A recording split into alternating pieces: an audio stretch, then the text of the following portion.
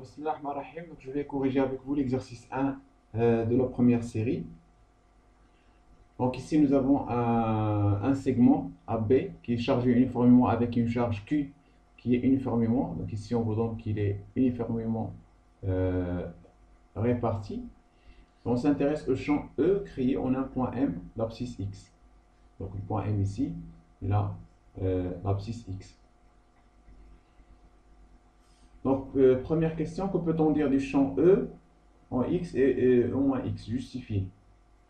Donc, on va utiliser la symétrie.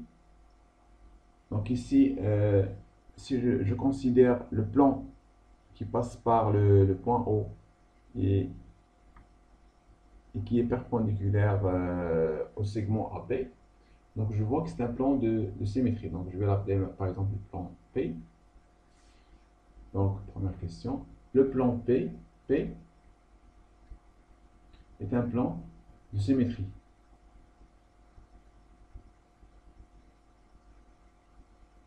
C'est un plan de symétrie de la distribution. Et la distribution ici, c'est le segment AB chargé. Donc, pourquoi c'est un plan de symétrie? Parce que c'est un plan de symétrie géométrique du segment, on sait ça très bien. Et c'est un plan de symétrie de la charge, c'est-à-dire si je prends un élément de charge ici, d2q, donc je vais faire au niveau de son symétrie, dqq', je vais le comparer. Donc ici, puisque j'ai une charge uniformément chargée, ça veut dire que d2q' est égal à d2q. Donc ça veut dire pour les deux points symétriques, d2q' est égal à d2q. Donc c'est un plan de symétrie de la distribution. Ici un point P, ici un point P'. Donc puisque c'est un plan de symétrie de la distribution, donc P, on peut déduire que c'est un plan de symétrie du champ.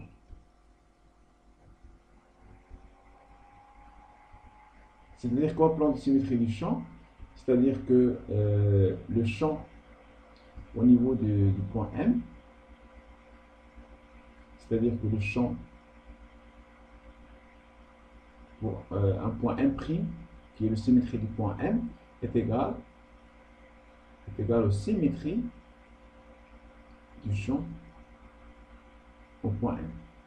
C'est-à-dire, ici, j'ai le champ ici, au niveau du point M, je vais l'appeler E de M. Donc, pour trouver donc le champ au niveau du point M', je prends ici un point M', avec le M', c'est une symétrie par rapport au point M, je trace le vecteur symétrie de ce vecteur-là, EM.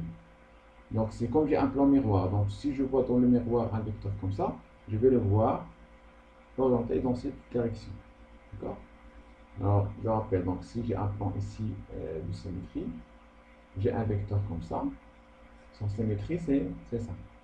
Si j'ai un vecteur comme ça, symétrie de ce vecteur, c'est ça. D'accord? J'ai un vecteur comme ça, son symétrie, c'est ça. Pareil, donc si j'ai un autre vecteur comme ça, donc la symétrie de ce vecteur-là, c'est en ce sens-là. C'est comme si vous avez un miroir ici. C'est pour ça qu'on l'appelle plan miroir. Donc ici, ça, c'est symétrie du point du champ EM.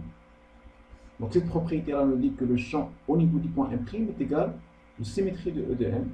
Donc, et on remarque que la symétrie de M ici est égale à moins E de M. Donc dans ce cas-là, E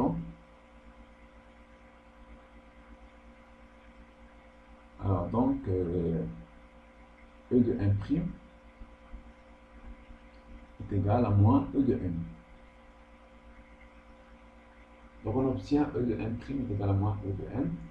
C'est-à-dire que on sait que le champ est suivant de x. Donc E de moins x est égal à moins E de x. Pourquoi le champ est suivant x? Parce que on s'intéresse toujours au point M qui appartient à l'axe OX.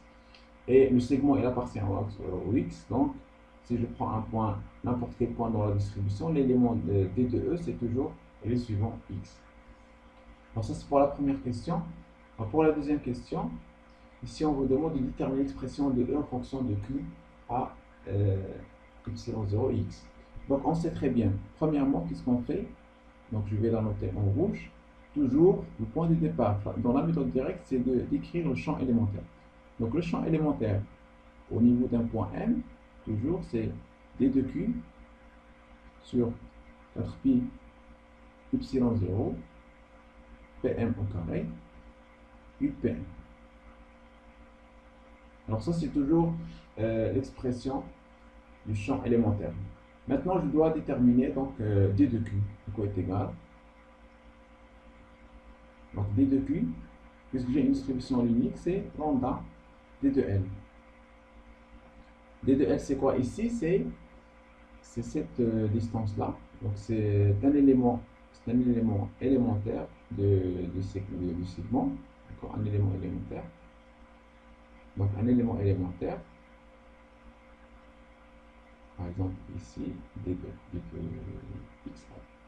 Et ça va être donc lambda D de x.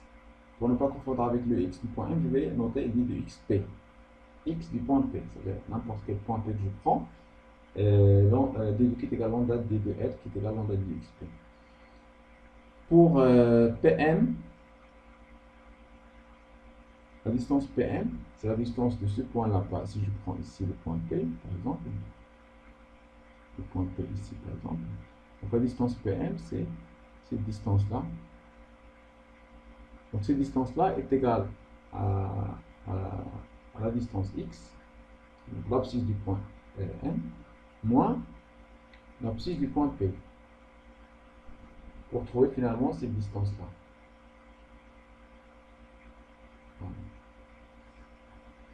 Et UPM ici, vecteur UPM, c'est EX. Voilà, donc c'est ce qu'il faut à chaque fois. Quand on fait la méthode directe, il faut essayer de trouver D de Q, trouver donc le PM et le UPM. Voilà, ensuite on va remplacer donc D de E. Bien sûr, D de E du point M est égal à lambda D de XP sur 4pi epsilon 0 facteur de Pm carré, donc x moins xp au carré EX. Voilà, donc ça c'est le champ élémentaire. Maintenant, le champ au niveau du point M, je l'ai qu'intégré, donc D de E. C'est l'intégrale. Le point P appartient à la distribution qui est donc le segment AP de D de E. Donc, toujours, c'est ça le raisonnement qu'on fait. Donc le champ, c'est l'intégrale de D de E avec P appartient au segment AB. Donc, je vais remplacer donc E de M est égal. Donc ici, quand je vais varier le point P dans la distribution, le point P, je vais varier le XP. Donc le XP, ça va varier de moins A jusqu'à A. Donc l'abscisse du point P, ça va varier donc de moins A jusqu'à A. Et je remplace D de E donc par lambda D de XP sur 4pi epsilon 0 facteur de x moins xp au carré. Bien sûr, suivant EX. Donc ça est égal. Donc je peux faire sortir tout ce qui est constant. Donc lambda sur 4pi epsilon 0, l'intégrale de moins a jusqu'à a de d de xp sur x moins xp au carré. Bien sûr, je peux faire aussi le x car la somme de tous les vecteurs qui sont suivant x, il est suivant ex. Voilà, donc il me reste maintenant à calculer cette intégrale là. Donc est égal donc à lambda sur 4pi epsilon 0. Donc l'intégrale de moins a jusqu'à a. Donc ici d de xp, je peux faire ce changement là, c'est d de x moins xp sur x xp au carré. Alors, pourquoi ici? Parce que si je dérive ça, donc d de x c'est 0, c'est d de x par rapport à xp, donc on raison par rapport à xp, donc c'est fixe, donc c'est 0, donc ça va nous donner moins d de xp, avec le signe moins, ça va nous donner d de xp. Donc est égal à lambda sur 4pi epsilon 0. Donc la primitive c'est 1 sur x moins xp. 1 sur x moins xp.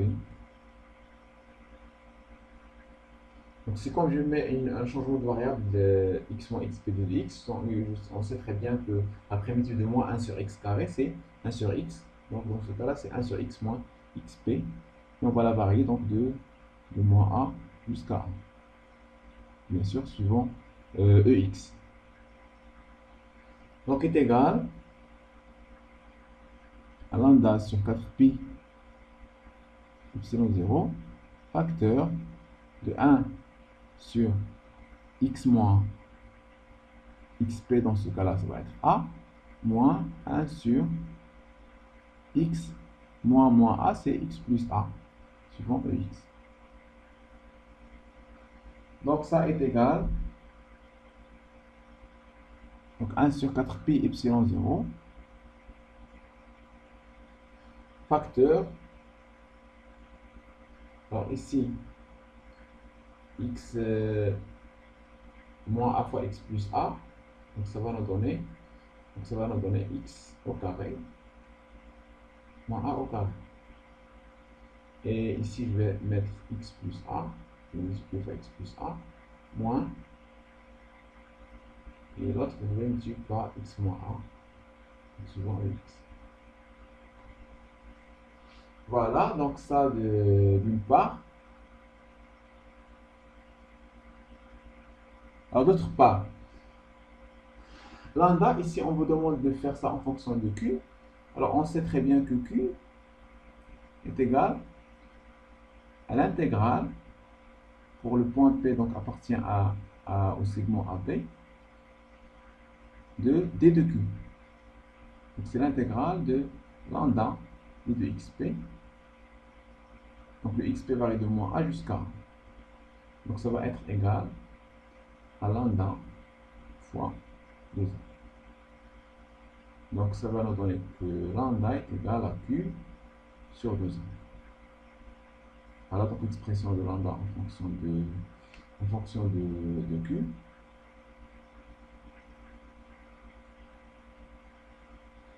Donc ensuite, on va remplacer ici. Donc, pardon, ici c'est pas 1, c'est un autre. Voilà lambda ici. J'ai oublié, donc le lambda ici, pas lambda. Donc ça va nous donner donc le champ au point M. Ça va être égal. Donc lambda, je vais la remplacer par Q sur 2A, facteur de 4pi epsilon 0. Alors fois donc x plus a moins x moins a, donc x moins x ça va se simplifier. Et donc a moins a c'est 2a, donc fois 2a sur x au carré moins a au carré suivant ex. Voilà, donc je vais simplifier ici par 2a. Et je vais finalement obtenir l'expression du champ, c'est q sur 4pi epsilon 0, facteur de x carré moins a carré. Voilà, donc finalement on obtient E de m égale à q sur 4pi epsilon 0, facteur de x au carré moins a carré. X au carré moins a carré, suivant x. Voilà, c'est l'expression du champ. Maintenant, la troisième question, que remarque-t-on quand x est très supérieur devant a? Donc, quand x est très supérieur devant a, ça veut dire que le x au carré moins a au carré, on peut l'approximer par x au carré. Pourquoi? Parce que le a, elle est négligeable devant le x. Donc, et finalement, on obtient que E de m Donc presque égal à Q sur 4pi epsilon 0 x au carré, Ux. Donc, qu'est-ce qu'on remarque? On remarque que c'est comme le champ créé par une charge ponctuelle. Ça veut dire que si le point X est très très très loin, il va regarder que si on, le segment AB, c'est comme si un point ponctuel.